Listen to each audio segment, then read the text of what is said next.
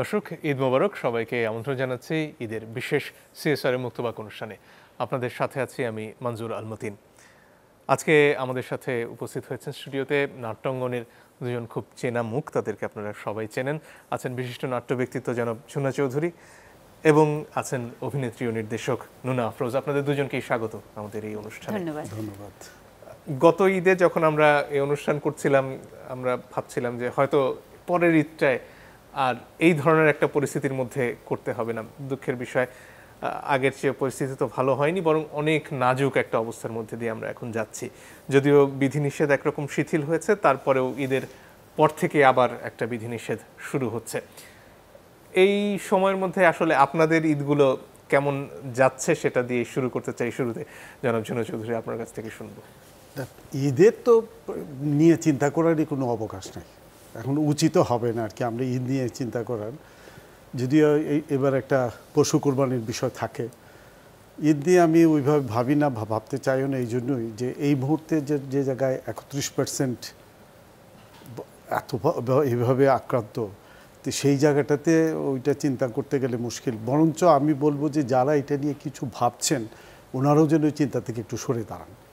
কারণ কি এই মুহূর্তে যে লকডাউনটা চলছিল কিছুদিন আগ পর্যন্ত, সেইটাকে কন্টিনিউ করে টেনে যেতে পারলে ভালো হতো, কিন্তু অনেক কিছু বিবেচনা করে কিভাবে কি করে যে একটা মাঝখানের ব্রেকটা, এটার সাথে আমি যদিও একমত না, আমি এটার পক্ষে নই আর কি। কিন্তু হচ্ছে সেহেতু আমি বলবো যে যারাই এর সাথে এটাকে উৎসব হিসাবে না ধরে এটাকে যদি সতর্কতামূলক বিষয় করে নিজের পরিবারের মধ্যে নিজের ঘরের ভিতরে সীমাবদ্ধ রাখেন, তাহলে আগামীর জন্য ভালো হবে। জি, নুরুল আফরোজ, আপনার কাছে আসি। এই যে অবস্থাটা, যেখানে আমরা গত বছর শুরু করলাম এই বিধিনিষেধ, স্কুল কলেজ বন্ধ হয়ে গেল, আমরা একসময় ভাবছিলাম হয়তো আচ্ছা বছর পেরিয়ে গেল, একটা পর্যায়ে কি অস্থির লাগে, মনে হয় যে এর শেষ আসলে কোথায়? অস্থির তো লাগেই। এরকম একটি গুমোট অবস্থা, সব কিছু বন্ধ হয়ে আছে, মানে স্লো চলছে, সব কিছু একেবারে বন্ধ হয়ে আছে। আমরা বন্ধ করে রাখতে পারছি কই? আমাদের আর্থসামাজিক অবস্থাটি সেখানে নেই যে আমরা সব কিছু বন্ধ করে রেখে ঘরে বসে থাকবো, আমার খাবারটা চলে আসবে, সে নিশ্চয়তা নেই। সো দ্যাট মানে সব কিছু একেবারে বন্ধ হয়ে যাচ্ছে তা না, কিন্তু গুমোট একটা ঘরবন্দি অবস্থা। বা আমরা তো থিয়েটারের মানুষ, থিয়েটার কাজটা করতে পারছি না, এবং থিয়েটারটা আমরা প্রফেশনালি করতে পারিনি, আমাদের দেশে সেই সিচুয়েশনটা হয়নি। থিয়েটারটা আমাদের ম্যাক্সিমামেরই প্যাশন একেবারে, তো আমরা থিয়েটারটা করতে পারছি না, আমরা মঞ্চে দাঁড়াতে পারছি না। তো এমন একটা অবস্থায় নিজেই আমাদের ভালো থাকবার কোনো কারণ নেই আর কি, কোনো দিক থেকে আর কি, একেবারে একটা গুমোট অবস্থার মধ্যে দিয়ে যাচ্ছে আর কি। এই যে মঞ্চ থেকে দূরে আছেন এবং সেটার কারণে যে এক ধরনের কষ্ট সবার মধ্যে নিশ্চয়ই কাজ করে, সেই জায়গাটা এই সময় অন্যভাবে, যেমন অন্য পেশার মানুষজন নানানভাবে ভার্চুয়ালি বলুন একভাবে কাজ করে যাচ্ছেন, আপনারা কি অন্যভাবে আপনাদের কাজটা চালিয়ে যাওয়ার কোনো সুযোগ পেয়েছেন? এই মহামারীতে আসলে যদি শিল্পের মাধ্যমগুলো ধরি, তাহলে থিয়েটার এবং চলচ্চিত্র বলতে আমি বলছি যেগুলো একদম হলে রিলিজ দেওয়া ছবি, সেটা কিন্তু বন্ধ হয়ে গেছে। অর্থাৎ ওখানে কিন্তু দর্শক গিয়ে আপনার হলটা ভরতে হবে বা দর্শক হলে গিয়ে সিনেমাটা দেখবে। ঠিক থিয়েটারটাও তো তাই, যে দর্শক যেতে হবে। তো এই যে মানে বন্ধ হয়ে গেছে, মানে থিয়েটার মানে সবচেয়ে শিল্পের যতগুলি মাধ্যম আছে তার মধ্যে ক্ষতিগ্রস্ত বা কষ্টে, মানসিক কষ্ট বলুন, আর্থিক কষ্ট বলুন, যে কোনো কষ্টই বলুন, মানে থিয়েটারের মানুষদের তুলনামূলক বেশি। সিনেমাগুলো বিভিন্ন মাধ্যমে রিলিজ দিতে পারছে, বিভিন্ন অ্যাপসের মাধ্যমে রিলিজ দিতে পারছে। থিয়েটার কিন্তু অনলাইন হতে পারে না। থিয়েটার হচ্ছে জীবন্ত মানুষ পারফরমেন্স করবে, আর জীবন্ত মানুষ সেটা উপভোগ করবে। এটা দুই জীবন্তের মধ্যে একটা সারাক্ষণ অ্যাকশন রিয়াকশন চলে। তো সেই দিক থেকে মানে থিয়েটারের মানুষরা সবচেয়ে বেশি বোধহয় মানসিক কষ্টে আছে আর কি, সব দিক থেকে। সেটা কি কোনো বিকল্প ভাবা চলে না? যেমন অনেক ক্ষেত্রে ইদানিং দেখেছি গান হচ্ছে একজন এক জায়গায় তার বাসায় নিজের মতন বসে তার যন্ত্রটা হয়তো বাজাচ্ছেন, একজন গাইছেন, অন্য কিছু কি ভাবা যায় কিনা? দেখুন, আমরা যেমন মানে আমি ব্যক্তিগতভাবে গত বছর লকডাউনে বা এই সিচুয়েশনে আমি মনে হয়েছে কি আমি একটা নিরবিচ্ছিন্ন সময় পেলাম। মানে একটার পর একটা প্রদর্শনী, একটার পর একটা নাটক ডিরেকশন বা অ্যাক্টিং করার মধ্যে ছিলাম, তো মনে হয়েছে যে আমি যেন একটু পড়বার সময় পেলাম, আমি একটু লিখবার সময় পেলাম, আমি একটু বোধহয় ভেতরে ভেতরে বুঝবার, নিজের সাথে বোঝাপড়াটা করবার সময় পেলাম। কিন্তু এবছর এসে না, আমি গত বছর একটা নাটক লিখে ফেলেছি, বেশ কিছু পড়াশোনা করতে চেষ্টা করেছি, কিন্তু এবার এসে আর পারছি না। কারণ কোথায় গিয়ে যেন ভাবছি যে ভবিষ্যৎ কি জানি না আমরা কেউ। এখন অল্টারনেটিভ থিয়েটার আর কিচ্ছু না। আপনি যদি বলেন যে মানে প্রফেশন কি নেবে বা কিভাবে করবে, ভেঙে পড়া বর্তমান থিয়েটারের যারা থিয়েটারের সাথে যুক্ত, থিয়েটার জন যারা, তারা কিভাবে সার্ভাইভ করবে, সেই প্রশ্ন যদি করেন তাহলে আমার কাছে অন্য উত্তর। কিন্তু আমি বলবো থিয়েটার এর কোনো ভার্চুয়াল বিকল্প হতে পারে না। Theatre alternative theatre. Jhuna Chowdhury, আপনার কাছে ফিরে আসি। এই যে গত বছর আসলে আমরা ভেবেছিলাম যে আচ্ছা এই সময়টা একভাবে না একভাবে কাজে লাগাই, কেউ পড়ালেখা করেছেন, ছবি এঁকেছেন, বাগান করেছেন, এখন এসে এই সময়টাকে উৎপাদনশীল রাখার জন্য কি নতুন কিছু ভাবছেন? না, মানে যারা শিল্পী ওকে আরেকটা শিল্পের প্রদর্শনীর জায়গাটা বেছে নিতে হচ্ছে, সেটা মঞ্চেরই হোক, টেলিভিশনের হোক বা চলচ্চিত্রেরই হোক। আমরা যেমন টেলিভিশন নাটকগুলো কিন্তু এখনও ফাঁকে ফুঁকে যেগুলো হচ্ছে একটু সতর্কতা বজায় রেখে সেগুলোতে নিয়মিত কাজ করছে। আমি যেমন করেছি গত 1 তারিখ পর্যন্ত 30 তারিখ পর্যন্ত কাজ করেছে, সুমন আনোয়ারের লাস্ট নাটক করলাম। এরপরে একটা সময় গ্যাপ গিয়েছে এই খুব কঠোর শাটডাউনের কারণে। প্রশ্ন হলো যে আমাকে আমার কোনো না কোনো অল্টারনেটিভ বের করে নিতে হবে, কেউ বের করে দেবে না। এখন এটার জন্য যেটা বললো যে ও লিখেছে, পড়েছে, ওই লেখাপড়ার মধ্যে যদিও একটি জিনিস করতে করতে এক জায়গায় বা একটা সীমাবদ্ধতা চলে আসে, সীমাবদ্ধতা ঠিক না, মানে বোরিং বিষয়টা চলে আসে যে আর কত, আর বারবারই একটা জিনিস পড়ে যে সামনে কি, তো সামনে কি অপেক্ষা আমার মনে হতে এই মুহূর্তে আমরা যেন কেউ না করি। আমাদের চিন্তা করতে হবে যে নিয়মিত এটা করেই যেতে হবে, এর মধ্য থেকে কিছু বের করে নিতে হবে। কারণ সারা দেশের জেলা শহর উপজেলা গ্রামাঞ্চলে যেভাবে ছড়িয়ে পড়েছে এই সিচুয়েশনটা, প্যান্ডেমিক সিচুয়েশনটা, সেখানে কিন্তু খুব সহজেই যেটা বন্ধ হয়ে যাবে হঠাৎ ওয়ান ফাইন মর্নিং একটা মিরাকেল কিছু ঘটবে, এটা সব সম্ভাবনা আদৌ দেখতে পাচ্ছি না। আর যে জায়গায় আমরা 2% না 3% ভ্যাকসিনেটেড করতে পেরেছি, সেটা একটা লম্বা সময়ের দরকার। অতএব যেহেতু এই সময়গুলো লাগবে, এটা আমাদেরকে মানসিকভাবে সবাইকে গ্রহণ করে নিতে হবে এবং কিছু না কিছু করার একটা জায়গা করতে হবে। বা যদি থিয়েটারের কথা বলে যে থিয়েটার হবে না, কারণ থিয়েটার সম্পূর্ণ অন্য জিনিস, কিন্তু এছাড়া আমাকে অন্য কিছু নিতে হবে। কিছু কিছু ধরুন আন্তর্জাতিক উৎসব যেগুলো হচ্ছিল সেগুলো তো অনলাইনে করার এক ধরনের চেষ্টা হয়েছে, সেগুলোকে আপনি কিভাবে দেখেন? এটা তো করার জন্য করা, আমরা তো মনে করি যে মানে সব কিছুই, এটা থিয়েটার হচ্ছে না, কিন্তু আন্তর্জাতিক উৎসব হচ্ছে। আন্তর্জাতিক উৎসব হচ্ছে আমাদের বিভিন্ন নাটকের ছেলেপেলেরা কিন্তু নাটক করে, সেটা দল ভিত্তিক নাটক করে কিন্তু অনলাইনে দিচ্ছে, এই কাজগুলো হচ্ছে এবং এটাই করা উচিত আমি মনে করি। কারণ বসে থাকলে হবে না, এক ধরনের যোগাযোগের ভিতরে থাকা, এই প্র্যাকটিসের মধ্যে সারা জীবন তো এই প্র্যাকটিসেই ছিল সে। আর কিছু করুক আর না করুক, নিজের খেয়ে বরের মোষ তাড়ানোর মতো থিয়েটারটাই করেছে, তো তাকে ওই থিয়েটারটার মধ্যেই থাকতে হবে। থিয়েটারের মধ্যে ঠিক থিয়েটারে থাকতে না পারলেও তার সাথে সংশ্লিষ্ট পারফরমেন্সের মধ্যে, মিউজিকের মধ্যে বা যে কোনো কিছু নেই, ইভেন কি হতে পারে আমি যারা মেকআপ শিল্পী, আমরা যদিও এটাও সত্য যে আমাদের যে সংগঠনগুলো আছে, বিভিন্ন সংগঠন, যে ফেডারেশন, জোট এবং কি বা আমাদের একটা স্বজন, থিয়েটার স্বজন বলে ওরা, এরকম বিভিন্ন সংগঠন আছে, অ্যাক্টর্স গিল্ড, ওরা ঘরে ঘরে খাবার পৌঁছে দিচ্ছে। এইরকমভাবে এক দল যারা এইসব দায়িত্বে আছে তাদেরকে কিন্তু ওই সাপোর্টটা দিয়ে যেতেই হবে, যে কোনোভাবে বের করে নিয়ে। আর আমরা যারা মানে পারফর্মার যারা বা ওই অঙ্গনের সাথে শিল্পের যারা, তাদেরকেও খুঁজে নিতে হবে। এইটাকে ঠিক না পেলেও এটার অল্টারনেটিভ বা এটার কাছাকাছি কিছু একটা আমাকে কিন্তু করতে হবে। এখন আর কেউ যদি বসে না থাকে। আপনার নিজের ক্ষেত্রে যখন ঘরবন্দি হয়ে যাচ্ছেন তখন সময়গুলো কাটছে কিভাবে? আমার তো খুব সুন্দর কাটছে। আমার ঘরে আমার 2টা ছেলে মেয়ে, বউ, এদেরকে নিয়ে খুবই সুন্দর সময় কাটে। কারণ আমার সবচেয়ে প্রিয় একটি জায়গা হলো আমার ডাইনিং টেবিলটা।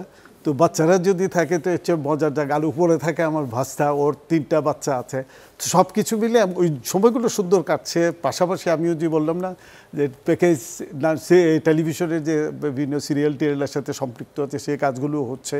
পাশাপাশি বই পড়তে তো হচ্ছে। এখন একটা বড় সুবিধা আছে যে অনলাইনে পছন্দসই বই একটা হয়তো বা 10 দিন পরে দিচ্ছে, কিন্তু ঠিক পছন্দের বইটা পেয়ে যাচ্ছি। অনলাইনে অনেক প্র্যাকটিস হয়ে যাচ্ছে। আবার এটা সত্যি ছেলে মেয়েদের কারণে কিন্তু নিজেও এই অনলাইনে যেরকম শিক্ষিত হচ্ছি, পাশাপাশি যে নিজেকে আমি মনে করি যে আমি একজন আধুনিক মানুষ নিজেকে বলতে পারবো। এই জন্যই আমি সব কিছুর সাথে নিজেকে মানে চালিয়ে নেওয়ার, বানিয়ে নিয়ে এগিয়ে যাওয়ার চেষ্টাটা করছি। আপনার কখনো মনে হয় না যে বাসায় বসে আছি, যে কারণেই হোক এই মুহূর্তে একটু বাইরে যাওয়া প্রয়োজন, সেটা কি অনুভব করেন? এটা তো অবশ্যই খুবই করি। এটা জিজ্ঞেস করছি এই জন্য যে কারণ এখন রাস্তায় যখন আমরা অন্যান্য কারণে মানুষের কাছে যাই, মানুষ যারা বেরিয়ে আসছেন বলছেন আর ভাল লাগছে না ঘরের মধ্যে, এই যে বাইরে আসার প্রবণতা, সেটাকে কিভাবে নিয়ন্ত্রণ না, এটা কিন্তু দুইটা জিনিস। আমাদের দেশে মধ্যবিত্তদের হয় কি যে রুমই 2টা, বা 1 রুমে থাকা বা 2 রুমে থাকা বাচ্চা টাচ্চা নিয়ে, এদের কিন্তু এক ধরনের সাফোকেশন হয়। এরা বেরুক এটাও চাচ্ছি না, বেরোলে পরেই তো সে এটার দ্বারা ছড়িয়ে আক্রান্ত হতে পারে। আবার ঘরে থাকা তার জন্য কঠিন, এটাও মেনে নিচ্ছি। কিন্তু আমার প্রশ্ন থাকবে যে ঘরে ভিতরে থেকে এটাকে মেনে নিয়ে কিছু একটা করার চিন্তার জন্য প্রত্যেকেই থাকে। জি, তাহলে এটা কোনোভাবে থামানো যাবে না। আপনার কাছে ফিরে আসি নোনা আপা, সেটা হচ্ছে গিয়ে যে পরিস্থিতিতে আমরা রয়েছি সেখানে অনেকে আছেন যাদের কাজটা আসলে নির্ভর করতো নিয়মিত কাউকে প্রশিক্ষণ দেওয়ার উপরে। ধরুন যিনি কোরিওগ্রাফার বা অন্য কোনো ধরনের, অনেক মানুষ তো সম্পৃক্ত আসলে এই শিল্পগুলোর সাথে।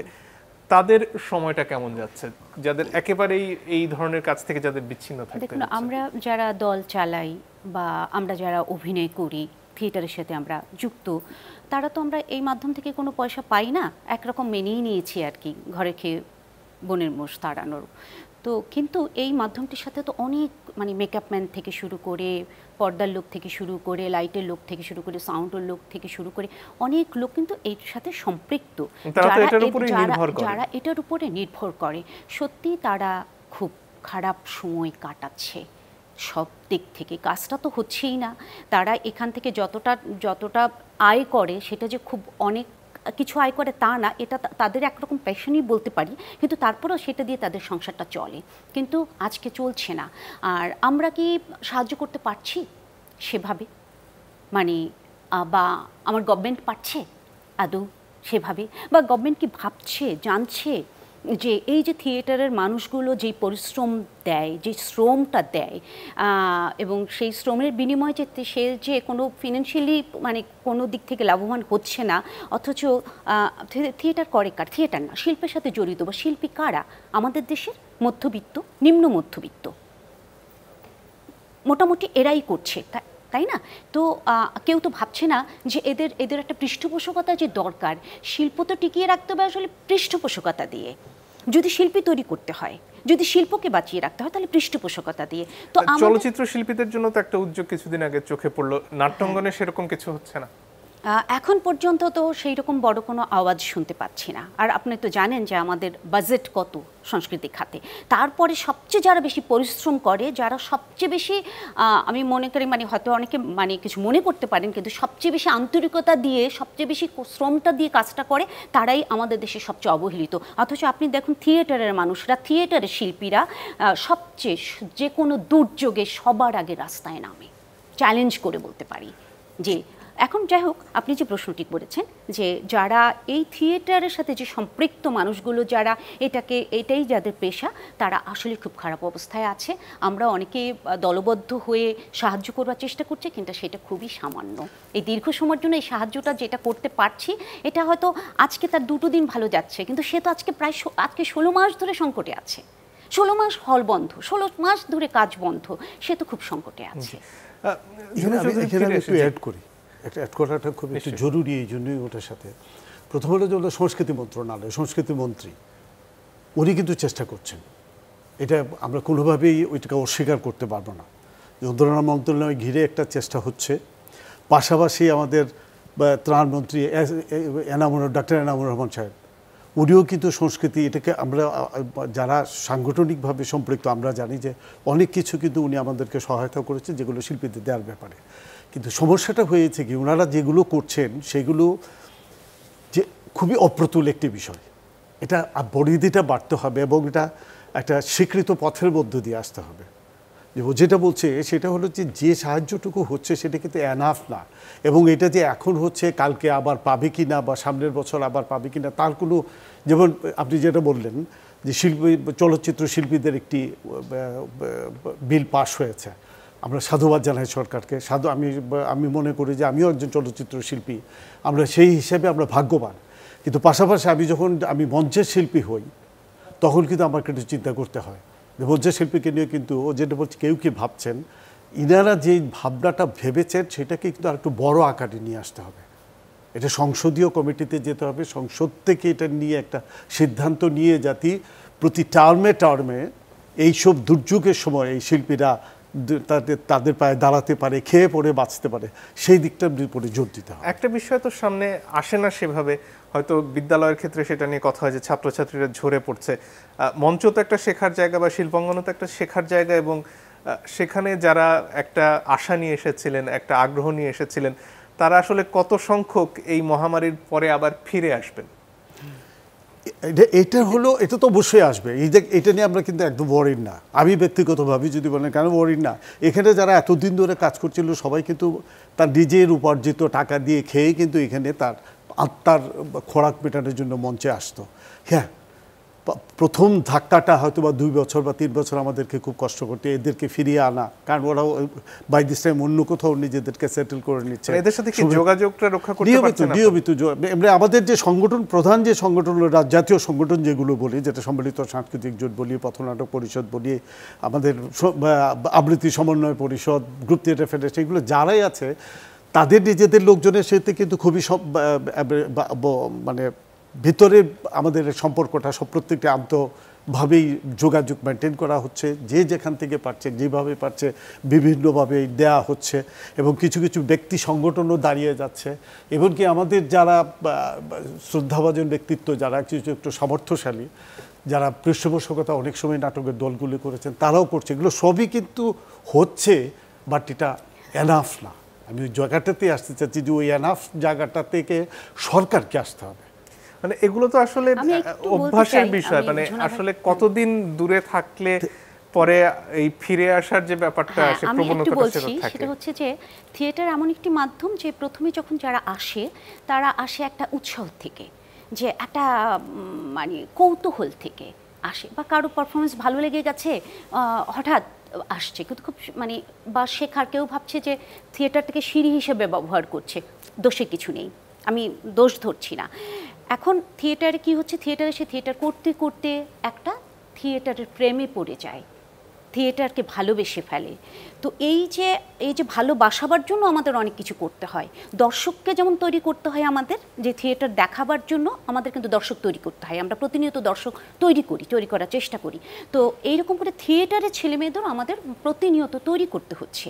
তো এই যেখানে আসলে রূপালী পর্দার চাকচিক্য নেই, পয়সা নেই, সেখানের কাজ করা তো আসলেই কঠিন।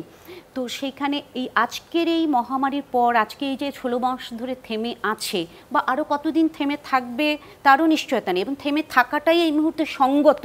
আমি বলছি না যে এগুলো খুলে দেওয়া হোক, না, আমি বলছি না, বাট ফিরে আসবে 50%ও না, অনেক সময় লাগবে। থিয়েটারের ছেলে মেয়ে থিয়েটার আবার আগের ফর্মে ফিরে আসতে অনেকটা সময় লাগবে। কিন্তু কিছু কি করার আছে এই সময়, যাতে এই সময়টা কমিয়ে আনা যায়, ফিরে আসার?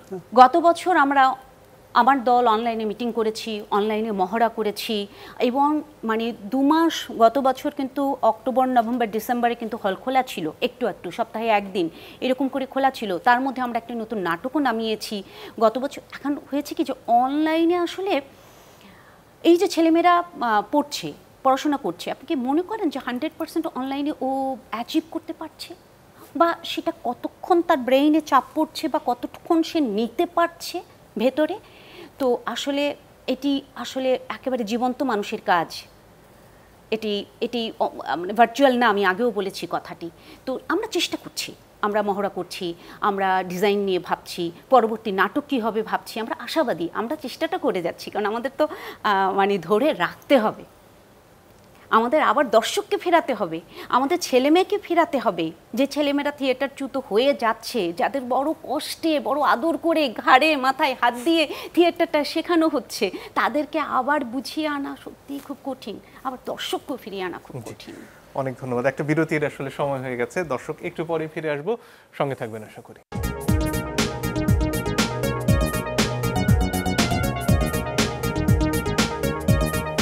দর্শক আপনারা দেখছেন সিএসআর মুক্তবাক। ফিরে আসি জনাব ঝুনা চৌধুরী আপনার কাছে। ঘরের খেয়ে বোনের মোষ তাড়ানোর কথা বেশ কয়েকবার এসেছে এর মধ্যে। এটা তো বিশ্বব্যাপী নাটকের সংস্কৃতি নয়, কারণ অনেক জায়গাতেই তো এর বিনিময়ে যথেষ্ট উপার্জন করে এর সাথে থাকা যায়, এবং আসলেই আমাদের যে আর্থসামাজিক পরিস্থিতি সেখানে কতদিন আসলে এই ধরনের একটা মানে পরিশ্রম সাধ্য কাজ করে যাওয়া সম্ভব স্রেফ এতটুকু জেনে যে এখান থেকে আসলে দিনের শেষে তার উপার্জন করার কোনো রাস্তা নেই?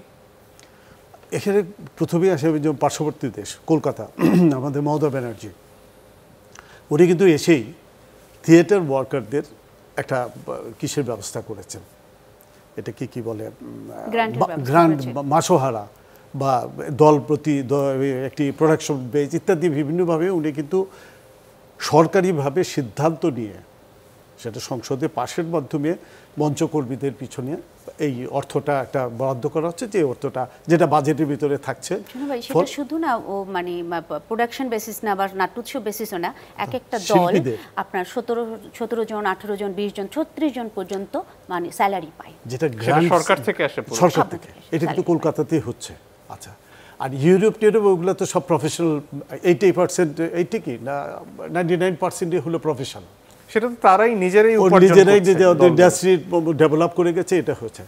আমরা প্রফেশনাল হতে পারছি না, দীর্ঘদিন ধরেও কিন্তু আমরা এই চেষ্টাই করছি। আমরা এখন খুব ভালোভাবে বুঝছি যে গ্রুপ থিয়েটার আন্দোলন এখন সম্ভব না, এখন আমাদেরকে প্রফেশনাল থিয়েটারে অ্যাটেডিকোস ঢুকতেই হবে। সেই চেষ্টাটা আমরা বিগত 10-15 বছর দিয়ে ছোট আকারে করা হচ্ছে, কিন্তু সমস্যাটা হয়ে যাচ্ছে। আমি একটা প্রোডাকশন তৈরি করেছি, সেই প্রোডাকশনটা সেল করতে গেলে আমার আরও 15টি মিলনায়তন লাগবে, সেটা সারা বাংলাদেশ হিসেবেই যদি ধরি।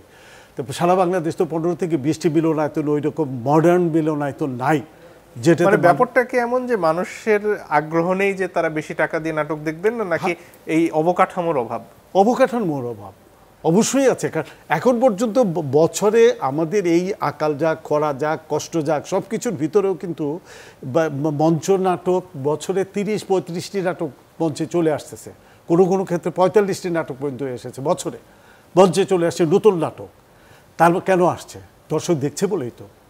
আমার দল হলো 300-400টি দল সারা বাংলাদেশে, সবগুলো থেকে সারা বাংলাদেশি হিসাবে আমি বলছি যে নতুন নাটক এই পরিমাণে আসা যেহেতু এত কিছুর ভিতরে আসছে, সেটা হলো যে একমাত্র এই শিল্পীদের ক্ষুধা, ওদের ইচ্ছা, দ্বিতীয়ত দর্শক, এবং কিছু পৃষ্ঠপোষক আছেন বলেই কিন্তু এটা বেঁচে গেছে। কিন্তু এই বারবারই যে কথাটা বলতে চাচ্ছি সেটা হলো যে সরকারকে এগিয়ে আসতে হবে।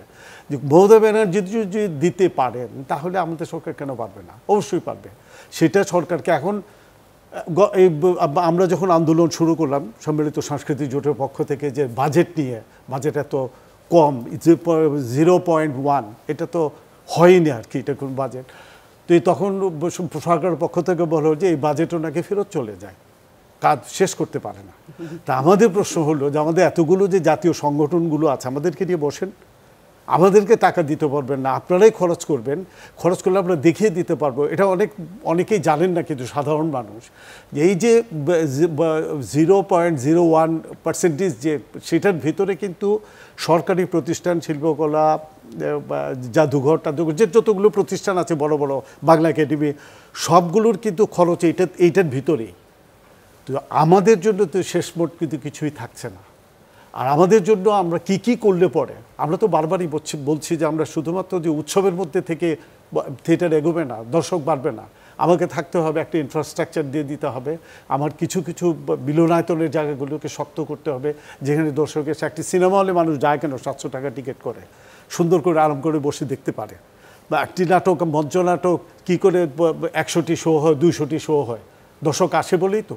এবং এই জিনিসগুলোকে সরকারি যদি পুরোপুরি না এগিয়ে আসেন, আমরা যেভাবে নিচ্ছি এইভাবে সারা জীবন এইভাবেই চালাতে পারবো, চলবে, এটাও আমি শিওর যে আমাদের এখনও যে পরিমাণে শিল্পীরা আছে বা এই প্যান্ডেমিক সিচুয়েশন চলে গেলে পরেও যে ও যেটা বললো যে একটা সময় লাগবে, অবশ্যই সময়ের পরেও কিন্তু আসবে একটা নতুন জেনারেশন, নতুন ওয়েভ এই থিয়েটারটাকে গরম করার জন্য আসবে।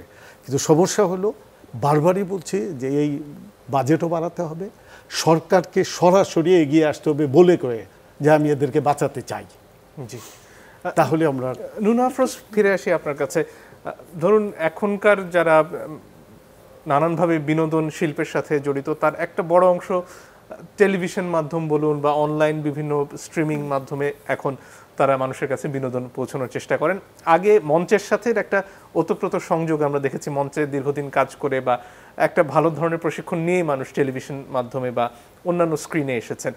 এখন কি সেই যোগাযোগটা আছে নাকি এখানে শুধুমাত্র গ্ল্যামারের বিষয়টি প্রাধান্য পাচ্ছে? এখন কমে গেছে, এখন কমে গেছে। আগে মানে এখনও যারা একটু সিনিয়র আর কি, তাদের দেখবেন যে মানে যারা প্রতিষ্ঠিত অভিনেতা অভিনেত্রী অনেকেই দেখবেন যে থিয়েটার থেকে আসা। আমি বলছি না যে থিয়েটার থেকে যে আসেনি সে ভালো অভিনয় করছে না, অনেকেই অনেক ভালো অভিনয় করে দেখিয়ে দিচ্ছে, কিন্তু থিয়েটার থেকে নেয়া কালেক্ট করা এই বিষয়টা এখন কমে যাওয়াতে অভিনয়ের মানটাও কিন্তু অনেক ক্ষেত্রে পড়ে যাচ্ছে। টেলিভিশনের আপনি দেখবেন না যে সবাই ভালো অভিনয় করছে আর কি। আগে কিন্তু ওই বেছে নেবার একটা ব্যাপার ছিল। সরকারি পৃষ্ঠপোষকতা সম্পর্কে আমি একটা কথা বলি, শুধু পৃষ্ঠপোষকতা দিলেই হবে না। আমার দলকে বা 30 জনকে স্যালারি দিল মাসে, বা আমার ওই দলকে সাপোর্ট করলে, এটা করলো সেটা করলো, শুধু তাতে হবে না। আসলে গোড়ায় একটু শেকড়ে যেতে হবে। হ্যাঁ, যে দর্শকও তো তৈরি করতে হবে, সেই দর্শকটা শুধু আমরা তৈরি করতে পারবো না। আজকে আমাদের যে মানে আমাদের শিক্ষা ব্যবস্থা সেখানে কি আছে কোথাও, অর্থাৎ আমার একটা ক্লাস 1-এর বাচ্চা কি জানতে পারছে যে অমুক থিয়েটার পার্সোনালিটির জীবনী বা অমুক মানে থিয়েটারের অভিনেত্রীর জীবনী জানতে পারছে? আমাদের শিক্ষা ব্যবস্থায় সেটা আছে? তো যদি জানতে পারতো তাহলে হতো কি যে তার মাও জানতো, তার বাবাও জানতো পড়াতে গিয়ে, সেই বাচ্চাটিও ওইভাবে গড়ে উঠতো, থিয়েটার শব্দটির সাথে পরিচিত হতো। আজকে হুট করে কিন্তু দর্শক তৈরি হয় না, সেটার জন্য একটা সার্বিক একটা ডিজাইন দরকার। শুধু পৃষ্ঠপোষকতা টাকা পয়সা দিয়ে কিন্তু সব অর্জন করা সম্ভব নয়, সার্বিক ব্যবস্থার একটা পরিবর্তন দরকার। একটা কি ব্যাপার আপনাদের চোখে পড়ে কিনা জানি না, মানে অন্তত আমাদের ছোটবেলায় তো স্কুলগুলোতে নাটকের একটা সংস্কৃতি ছিল, সেখানে বাচ্চারা মঞ্চের সাথে তখন থেকে একভাবে পরিচিত হতো। এখন কি সেই যোগাযোগটা আপনাদের আছে স্কুল কলেজগুলোর সাথে? না, আমাদের তো কেউ ডাকছে না স্কুল কলেজগুলোতে যে ডাকছে না যে এটা এসে ডিরেকশন দেন বা এটা এসে এটা করেন বা ওটা করেন বা এগুলো তো করছে না, একেবারেই করছে না।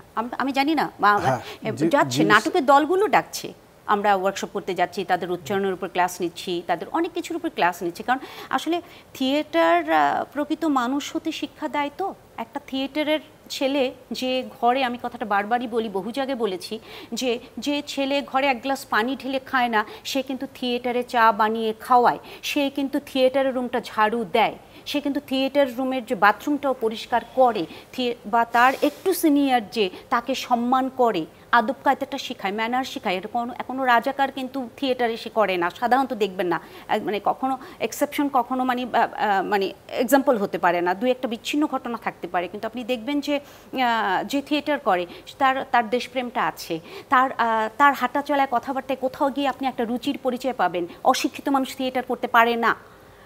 থিয়েটার করতে হলে পড়তে হবে, জানতে হবে, জানতেই হবে, কোনো ওয়ে নেই। তো সেখানে একটা সার্বিক ব্যবস্থার, অর্থাৎ এই যে দর্শক, শিল্পকে বাঁচিয়ে রাখতে হবে, দেশকে বাঁচিয়ে রাখতে হলে শিল্পকে বাঁচিয়ে রাখতে হবে, শিল্পীকে বাঁচিয়ে রাখতে হবে, সেটার যে একটা একেবারে ভ্রূণ থেকে শুরু করতে হবে। সেটা না করলে আসলে আমাদের দেশ থেকে শিল্প সংস্কৃতির প্রসারটা সেভাবে হবে না। ঝুনা চৌধুরী, ফিরে আসি আপনার কাছে। ধরুন পাঠ্য বইয়ের কথা যেহেতু আসলোই, এখানে হেফাজতে ইসলামের অনুরোধে বেশ কিছু পরিবর্তন আমরা দেখেছি, কিন্তু যারা আপনারা সংস্কৃতি নিয়ে কাজ করেন, আমাদের দেশের মাটির সংস্কৃতি মানুষের কাছে পৌঁছতে কাজ করছেন, তারা কি এই বিষয়ে কখনো বলবার চেষ্টা করেছেন বোর্ডকে যে না, এই বিষয়গুলো আসা উচিত, নাটকের সাথে পাঠ্য বই থেকেই শিশুদের পরিচিত হওয়া উচিত? প্রথমে যেটা বলতে হয় সেটা হলো যে আজকে বাংলাদেশের বিশ্ববিদ্যালয়গুলোতে যে নাটকের বিভাগ হয়েছে, যার থেকে মাস্টার্স, অনার্স মাস্টার্স করতে পারছে, সেটার প্রধান মানে পিছনের সবচেয়ে বড় কারিগর কিন্তু বাংলাদেশ গ্রুপ থিয়েটার ফেডারেশন। আমাদের আন্দোলনের কারণেই কিন্তু ইউনিভার্সিটিগুলোতে ড্রামা ডিপার্টমেন্ট খোলা হয়েছে এবং এখন প্রাইভেট ইউনিভার্সিটিগুলো তো এইটা চলছে। এখন ফিল্মও হচ্ছে, ফিল্মেরও মানে অনার্স মাস্টার্স করা হচ্ছে। তো সো আমাদের কাজটিকেও আমরা শুরু থেকেই, পরবর্তীতে আমরা একটি আন্দোলন করেছি কলেজগুলোতে বা নাট্যশিক্ষা চালু করতে হবে একটি সাবজেক্ট, এটাও সরকার কিন্তু পাশ করেছে, ইমপ্লিমেন্ট এখনও হয় নাই, খুব তাড়াতাড়ি যে কোনো একটা সময় হয়ে যাবে। তার তখনই কিন্তু আমাদের একটি কথা ছিল যে স্কুল কলেজগুলোতেও পাঠ্যতে নিয়ে আসতে হবে থিয়েটারটাকে, মানে নাটকটাকে আর কি। ওভারঅল সেটা সব মিডিয়ারই হতে পারে, যে সংস্কৃতির মধ্যে শুধুমাত্র কিছু কিছু জায়গা বেছে না নিয়ে ওভারঅলটাকে নিয়ে আসলে পরে যেটাতে হয় কি যে পাঠ্য হিসেবে থাকতে গেলে সেটা সঙ্গীত হতে পারে, নৃত্য হতে পারে, নাটক হতে পারে, যেগুলোই এই ভাগ ভাগ করে একটি সাবজেক্ট নিয়ে আসা, যাতে করে হবে যে আমরা একেবারে ছোটোবেলা থেকে একজনকে এই বিষয়টাতে যে সংস্কৃতির যে প্রধান আমাদের যে কমিউনিকেশনের জিনিসটা সেটা ও নিজেদেরকে তৈরি করতে পারবে। সেই জায়গাতে আসার জন্য যে আন্দোলন হচ্ছে, পাশাপাশি এই যে হেফাজতের বিষয়গুলো নিয়ে হয়েছে, তখন কিন্তু আমরা রাজপথে ছিলাম। শহীদ মিনারে বলেন, সারা বাংলাদেশে সব জায়গাতেই কিন্তু আন্দোলন হয়েছে। সমস্যা হচ্ছে কি যে এইটাকে যে শিক্ষা মন্ত্রণালয় থেকে, ইভেন কি আমরা তখন আমাদের মনে আছে লাস্টে শিক্ষামন্ত্রী সাহেব ছিল, যখন নাহিদ সাহেব ছিলেন, তখন পর্যন্ত কিন্তু আমাদেরকে ডেকে নিয়ে উনি বসে কথা বলে গেছেন। দিব্যমণির সাথে উনি আছেন শিক্ষামন্ত্রী, ওনার সাথে কিন্তু আমরা এই বিষয়গুলো নিয়ে আলোচনা করেছি, উনি মত প্রকাশ করেছেন।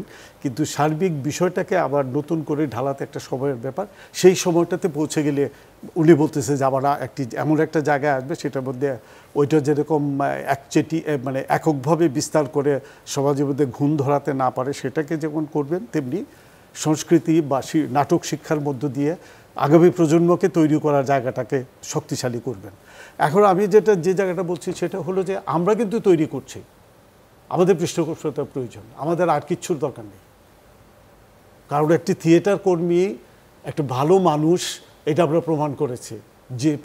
এই জন্যই আজকে স্বাধীনতার 50 বছরে কোথাও কোনো পত্রিকা, টেলিভিশন, নিউজ কোথাও কোনো পাবেন না যে একটি মঞ্চকর্মী বা কি এমন কিছু করেছে যেটা সমাজের মধ্যে সৃষ্টি করতে পারে বা সে অন্যায় করতে পারে। ওই জায়গাটাতে রাখি না, কারণ আমরা ছোটোবেলা থেকেই যখনই সে আমাদের বিদ্যালয় মানে থিয়েটার করতে ঢুকে যাচ্ছে, তখন থেকে তাকে আমরা তার ব্রেনটা স্টর্মিং কীভাবে করতে হয়, রবীন্দ্রনাথকে দিয়ে, নজরুলকে দিয়ে বা বঙ্গবন্ধুকে দিয়ে সেইভাবেই তাকে গড়ে তুলেছি বলে সেই কাজটি করে না।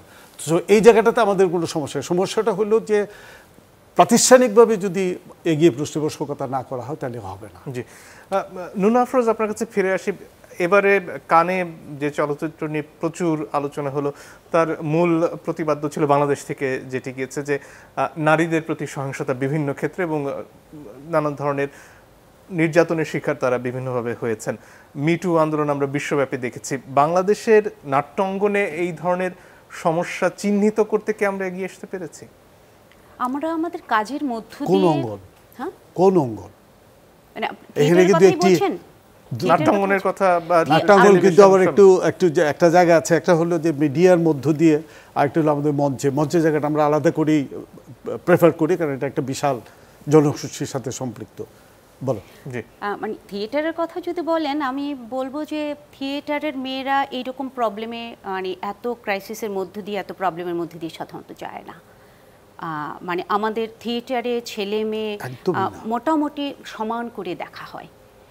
মানে ছেলে মেয়ে এই যেটা অন্য অন্য মাধ্যমগুলোতে মেয়েরা যতটা প্রবলেমের শিকার হয়, থিয়েটারে আপনার 1%ও হয় না, একেবারেই হয় না। কারণ থিয়েটার এমন একটি জায়গা যেখানে একেবারে যোগ্যতা দিয়ে দাঁড়াতে হয়। যখন মঞ্চে দাঁড়ালাম তখন আমি না, কারো কিছু করে রিটেকের কোনো সুযোগ নেই, যোগ্যতা দিয়ে দাঁড়ায়। আর মন মানসিকতার দিক থেকেও, শিক্ষার দিক থেকেও, ভালো মানুষ গড়ার তৈরির ভাবনার দিক থেকেও, মানে থিয়েটারের মেয়েরা এটা সাফার করে না। হ্যাঁ, তার ফ্যামিলির থেকে বেরিয়ে এসে কাজটা করতে সে হয়তো অনেক কিছু সাফার করে, যে শুধু মানে মেয়েদের কথা বলছি কেন, ছেলেরাও সাফার করে।